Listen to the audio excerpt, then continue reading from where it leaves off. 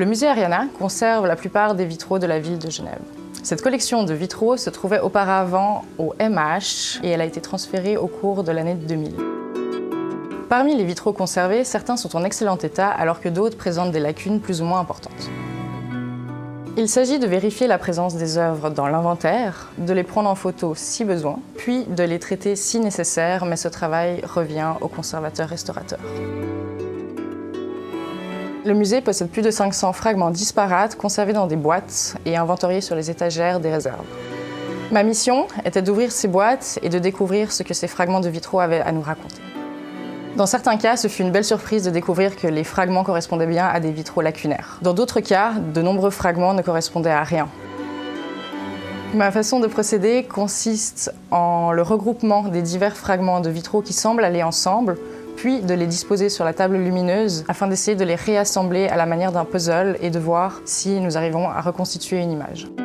Pour parvenir à des résultats significatifs, il est important de se baser sur une documentation, à savoir des archives, des photos d'archives, des inventaires, des anciens catalogues du musée, et également des dessins peut-être d'époque, etc.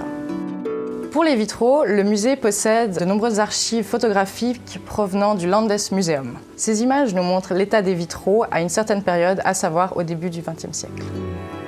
En comparant nos vitraux à ces images, nous avons pu nous rendre compte que certains vitraux avaient été cassés pendant ce laps de temps, c'est-à-dire entre le début du XXe siècle et le début du XXIe siècle. Dans la plupart des cas, il est nécessaire de reconstituer l'histoire du vitrail afin de comprendre ce qu'il s'est passé et pourquoi il est arrivé dans cet état au musée. Parfois, nous arrivons à reconstituer des vitraux, mais la plupart du temps, ce n'est pas le cas. Je suis tombée sur des relevés faits à la fin du XIXe siècle qui montrent l'état des vitraux de la cathédrale. Ce que j'ai remarqué, c'est que pour le Saint-Paul, qui est aujourd'hui au musée d'art et d'histoire, de nombreux fragments de vitraux qui se trouvent actuellement au musée Ariana ont été placés comme des bouches-trous dans le vitrail. Ces fragments, nombreux et tous rassemblés dans une même boîte dont je ne savais pas quoi faire, sont en fait des fragments provenant des anciennes restaurations des vitraux de la cathédrale. À l'époque, les restaurateurs avaient de drôles d'idées et peut-être un peu plus de liberté. Ils décidaient donc de prendre la plupart des fragments et de les reconstituer en un vitrail qui n'avait pas forcément de sens, appelé vitrail d'antiquaire. Le musée conserve un certain nombre de ces spécimens.